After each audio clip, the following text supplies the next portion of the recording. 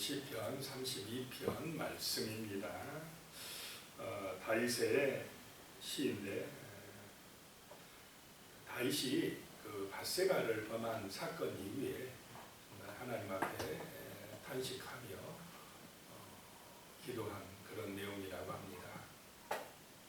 1절에 보시면요, 허물의 사함을 받고 자신의 죄가 가려진 자는 복이 있도다.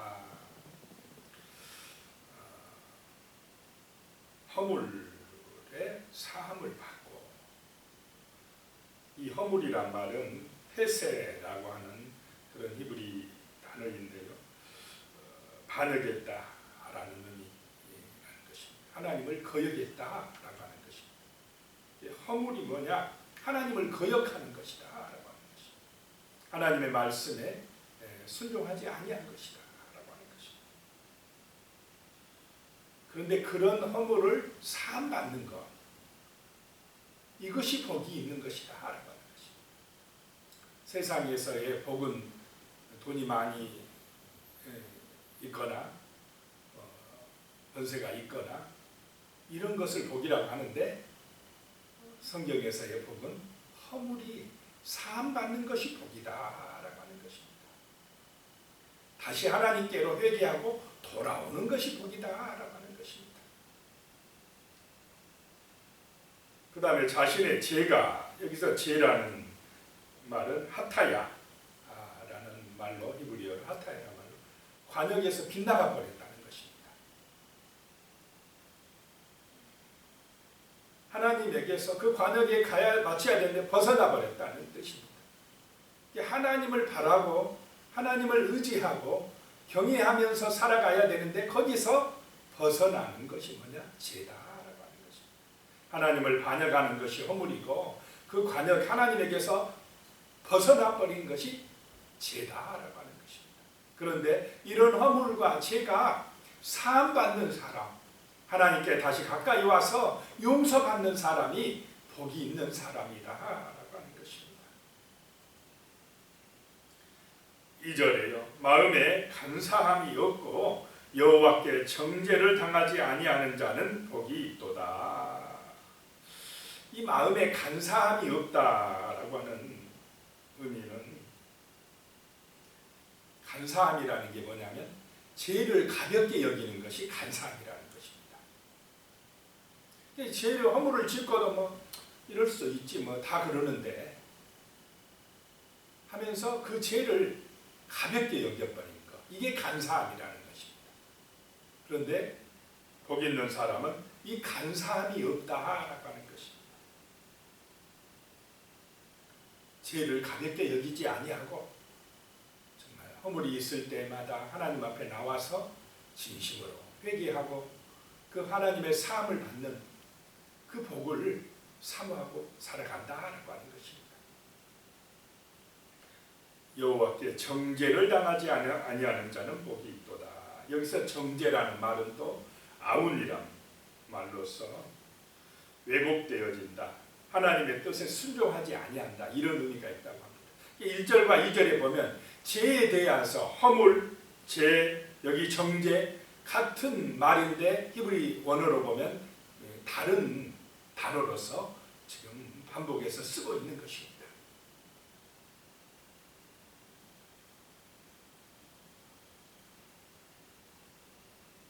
이게 죄는 뭐냐? 하나님 앞에서 반역하는 것이고, 그 하나님의 관역에서 빗나가는 것이고, 왜곡하는 것, 하나님의 말씀을 왜곡하고 순종하지 아니하는 것, 이런 것이 죄다라고 하는 것입니다. 이 다윗도 정말 처음에 어려울 때, 힘들 때는 하나님 말씀대로 순종하고 늘 기도하는 그런 믿음의 사람이었습니다. 사울왕에게 광야에서 쫓겨다닐 때 정말 기도의 사람이었습니다. 믿음의 사람이었습니다. 골리앗하고 싸우러 나갈 때 얼마나 전적으로 하나님을 의지하고 나갔습니까?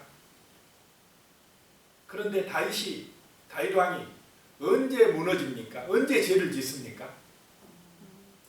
평안할 때, 이제 주변에 많은 나라를 다 정복하고 다윗이 자기가 나가서 싸울 필요도 없어질 때에 예루살렘 궁궐에 평안히 머물 때에 그때의 밧세바 사건이 터졌다는 것입니다. 형통할 때, 번성할 때, 그때가 조심할 때라고 하는 것입니다. 그때에 또 다윗이 인구조사를 시켜가지고 하나님보다 뭘 의지하려고 했습니까? 사람, 군대의 힘을 더 의지하려고 하는 마음. 이것이 바로 뭐냐? 허물이고, 이것이 죄고 정죄이다는 것입니다. 하나님에게서 빗나가는 것이고, 반역하는 것이고, 불순종하는 것이고, 이런 것이 바로 죄다라고 하는 것입니다.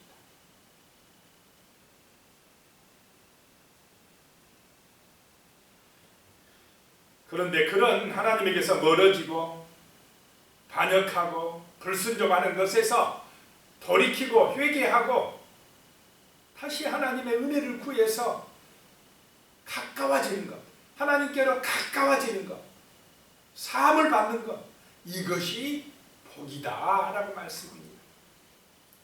정말 복이 있는 사람은 하나님께 피하는 것인 줄로 믿으시기 바랍니다. 세상의 복과 다르다는 것입니다. 하나님을 가까이 하게 됨이 복이라는 것입니다. 3절에요. 내가 입을 열지 아니할 때에 종일 신음함으로 내 뼈가 쇠하였도다. 그 밧세바 사건 이후에 마음이 편했겠습니까?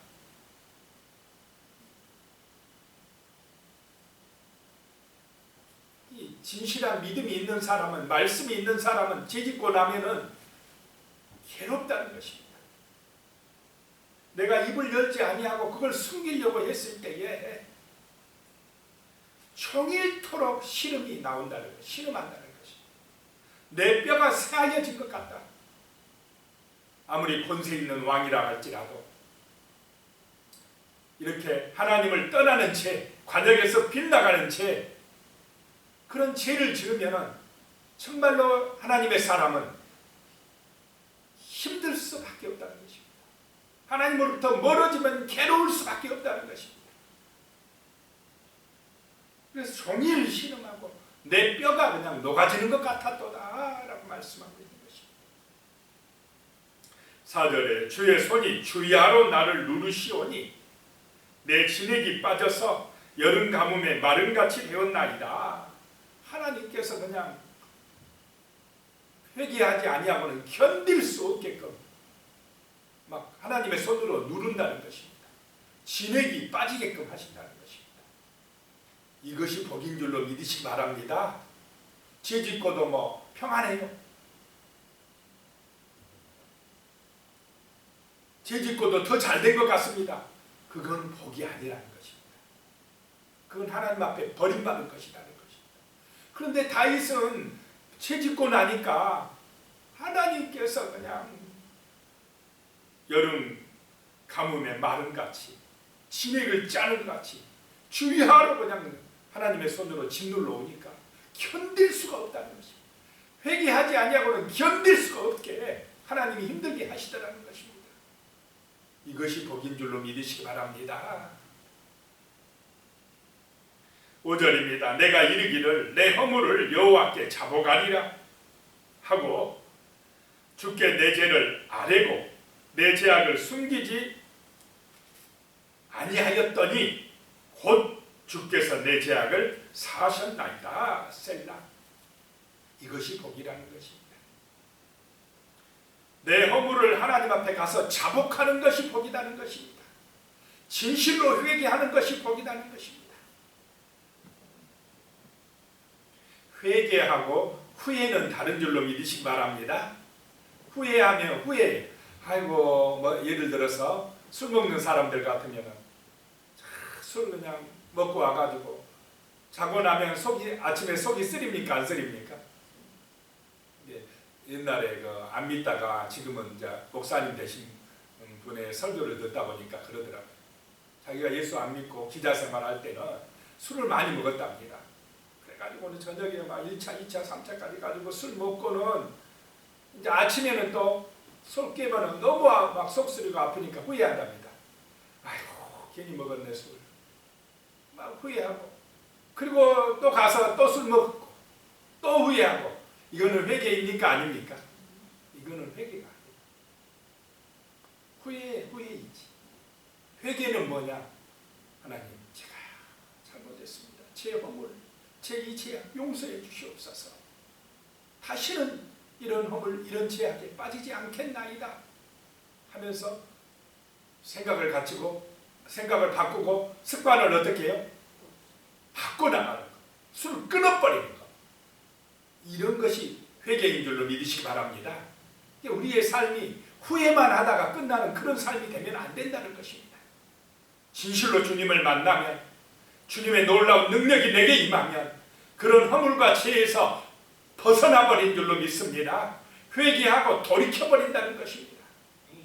탕자가 아버지 찾아 나와서 회개했고 새 사람 되었으면 옛날로 돌아갑니까? 안 돌아갑니까?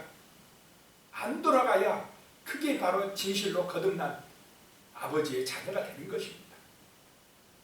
가룟 유다는 후회는 했지만 뭘 못했습니까? 회개를 못했어요. 후회는 자기 중심이에요. 자기가 뭐 고쳐보려고 해요. 자기 힘으로 새로워지려고 하지만 됩니까? 안 된다는 것입니다. 회개는 누구 중심입니까? 예수 중심. 주님이 고쳐주시옵소서. 주님이 사하여 주시옵소서. 내 인생의 중심이 목자가 주님이 되어 주시옵소서. 주님의 은혜로 내가 새롭게 되기를 원하나이다. 이렇게 나오는 것이 회개입니다. 베드로는 회개를 하고 새 사람이 되어 정말로 예수님의 제자가 되어 복음의 증인이 되었습니다. 그런데 가룟 유다는 후회하고 끝나버렸어요. 자기 중심으로 끝나버렸다는 것입니다. 하나님께 자복하니까, 다윗이 자복하니까 숨김없이 하나님께 자기의 허물과 죄를 아뢰니까 하나님께서 곧 그랬습니다. 곧 오래 걸릴 것도 없습니다. 진실로 회개하니까 곧 주께서 내 죄악을 사하셨나이다 라고 하는 것입니다. 이거는 자기가 압니다. 계속 찜찜하고 마음이 괴롭고 불안하고 두렵고 이러던 마음이요, 정말로 눈물로 회개의 기도를 하고 나니까 새로워집니까? 안 새로워집니까? 마음이 새로워져 버려요. 평안해져 버립니다. 성령의 감동과 은혜가 마음에 임하니까 날아갈 것 같이 돼버립니다. 그 짓눌림에서 고통에서 벗어나게 되어진다는 것입니다. 이것이 하나님과 내 관계가 온전해지고 가까워지고 친밀해지는 은혜인 것입니다. 하나님께 피하는 것이 그래서 복이라는 것입니다. 보혈의 피, 십자가의 은혜를, 예수의 피를 믿고 의지하는 것이 제사함받는 길이고 그것이 참된 복이다라고 하는 것입니다. 많이 가져야 복이 아닌 줄로 믿으시기 바랍니다. 예수를 만나야 복입니다. 예수 안에 있는 참된 평강을 얻어야 복입니다. 예수의 이름으로 기도하고 예수님을 의지하고 예수님을 목자로 삼고 예수가 나의 삶의 능력이요 상성이요 보배라고 고백하고 살아가는 사람, 예수의 이름으로 기도하고 살아가는 사람이 복있는 하나님의 사람들인 줄로 믿으시기 바랍니다. 다윗은 그것을 알았습니다. 자기 권력을 의지하고 돈을 의지할 때에 이 타락되어 있어요. 바세바 사건이 터지고 인구조사 사건이 터지고 그러니까 고통이 오고 시험이 오고 문제가 터지다라는 것입니다. 그러니까 회개하고 다시 하나님을 의지하고 말씀을 의지하고 그렇게 하니까 평안해지더라는 것입니다. 사함을 받게 된다는 것입니다. 6절입니다. 이로 말미암아 모든 경건한 자는 주를 만날 기회를 얻어서 주께 기도할지라 진실로 홍수가 범람할지라도 그에게 미치지 못하리이다 라고 말씀하고 있습니다. 이거는 다윗의 완전히 체험적인 고백입니다. 경건한 자는 누구냐? 언약의 백성이 경건한 자입니다. 하나님의 약속의 말씀을 믿고 의지하는 사람이 경건한 백성입니다. 도덕적으로 깨끗하고 허물이 하나도 없고 그런 사람이 경건한 사람이 아니고, 교회에서 자꾸 도덕적인 그 평가를 가지고 저 누가 저럴 수 있어 저럴 수 있어 이렇게 할 필요 없습니다. 어차피 우리 인간은 죄인들입니까 아닙니까? 허물 찾으려면 허물 없는 사람이 있습니까 없습니까? 허물이 없어서 경건한 자가 아닙니다. 어떤 사람이 경건하냐? 말씀을 믿고 의지하는 사람이 경건하다는 것입니다. 하나님의 약속의 말씀을 믿고 정말 그 약속의 말씀 붙들고 허물이 있으면 정말 진실로 회개하고 그 말씀을 믿고 사는 사람이 경건한 사람이다라고 하는 것입니다. 하나님의 은혜 안에 있는 사람이 경건한 사람이라는 것입니다. 주를 만날 기회를 얻어서, 주를 만날 기회가 언제냐 이 말입니다. 언제 주를 만날 기회냐? 이거는 순간순간마다입니다. 죄를 깨달을 때마다. 언제 주를 만날 순간이냐? 죄를 깨달을 때, 나의 허물이 깨달아질 때, 그때에 하나님을 찾게 되고 진실로 회개하게 될 때가 바로 주를 만날 기회인 줄로 믿으시기 바랍니다. 내가 뭐 잘했고 내가 먼성하고 내가 정말 하나님 앞에 인정받을 일을 했을 때가 아니고 죄를 깨달을 때, 그때가 바로 주를 만날 기회라는 것입니다.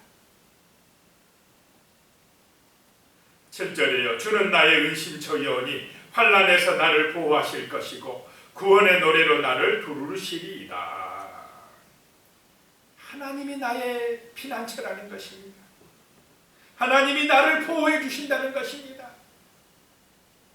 그래서 우리는 기도하고 하나님을 의지할 줄로 믿습니다. 진짜로 안전한 것이 하나님의 은신처, 피난처라는 것입니다. 하나님이 보호하시기를 축복합니다. 거기가 가장 안전한 곳입니다. 영생의 복이 있는 곳입니다. 부활의 은혜가 있는 곳입니다. 그래서 예수가 복이라는 것입니다. 예수님이 목자가 되어주시고 우리는 예수님의 양이 될 때 가장 안전하다는 것입니다. 그래서 오늘 새벽에도 기도하러 나오신 줄로 믿습니다. 주님을 의지하고 주님 따라가기 위해서 나온 것입니다. 8절에요. 내가 내 갈 길을 가르쳐 보이고 너를 주목하여 훈계하리로다. 하나님께서 우리를 가르치시고 인도하시고 또 잘못할 때는 훈계하시고, 정말 하나님은 우리의 목자요 아버지가 돼서 우리를 정말 인도하고 계시는 줄로 믿으시기 바랍니다. 이걸 믿고 의지하는 사람이 복 있는 사람이라는 것입니다. 9절에요. 너희는 무지한 말이나 노새같이 되지 말지어다. 그것들은 제갈과 굴레로 단속하지 아니하면 너희에게 가까이 가지 아니하리라. 자, 야생마 길들이기가 어렵습니까? 쉽습니까? 어려워. 노새, 말을 잘 안 들어요. 어떨 때 말 듣느냐? 제갈과 굴레로 단속해야만이 말 들어요. 무지한 인생도 말을 안 들어요. 하나님 말씀을 안 들어요. 어떨 때 말 듣느냐? 제갈과 굴레, 이 말은 환난과 고통을 줘야 그때서 정신 차리고 아버지 하고 눈물로 회개하고 돌아온다 이 말입니다. 그런 무지한 말과 이 노새 같은 인생들이 되면 안 된다는 것입니다. 하나님의 말씀을 그대로 믿고 그 하나님의 훈계를 믿고 살아가는 사람이 복 있는 사람인 줄로 믿으시기 바랍니다. 꼭 코로나 터져야, 아니면 어떤 환난과 고통이 임해야 그때서 아이고 하나님 하고 돌아오면 이게 무지한 말과 노새 같다는 것입니다. 10절에요. 악인에게는 많은 슬픔이 있으나 여호와를 신뢰하는 자에게는 인자하심이 두리리이다. 하나님 떠난 악인들에게는 고통과 슬픔이 온다는 것입니다. 그러나 하나님을 의지하는 사람들은, 기도하는 사람들은 어느 때나 평안합니다. 성도라고 해서 기도한다고 해서 환난이 없는 것이 아닙니다. 환난의 때에도 든든합니다. 왜 든든합니까? 주님이 함께 하시기 때문에. 또 좋을 때도 기쁨이 넘칩니다. 주님이 함께 하시기 때문에. 우리 인생살이 좋을 때도 있지만 때로는 힘들 때도 있습니까? 없습니까? 있을 수밖에 없습니다. 그러나 좋을 때나 힘들 때나 찬송하며 가는 것입니다. 기도하며 가는 것입니다. 주님을 목자로 믿고 의지하고 가는 것입니다. 그게 평안입니다. 그게 능력입니다. 하나님을 신뢰하는 사람들에게는 하나님의 인자하심이 이렇게 두루리로다라고 말씀하고 있습니다. 11절에 너희 의인들아 여호와를 기뻐하며 즐거워할지어다. 마음이 정직한 너희들아 다 즐거이 외칠지어다. 의인들이 누구냐? 하나님을 의지하는 사람들이 의인들입니다. 언약의 말씀을 붙들고 살아가는 사람들이 의인들입니다. 진실로 기도하면, 진실로 여호와가 나의 목자여 보호자라고 피난처라고 믿고 살아가면 어떤 순간에도 우리는 감사하고 기뻐할 수 있는 줄로 믿습니다. 기도드리겠습니다. 하나님 아버지, 믿음이 있으면, 기도하는 백성이 되면, 진실로 우리의 허물과 죄가 사함받으면 우리는 기뻐하고 감사하고 즐거워하는 백성이 될 줄로 믿습니다.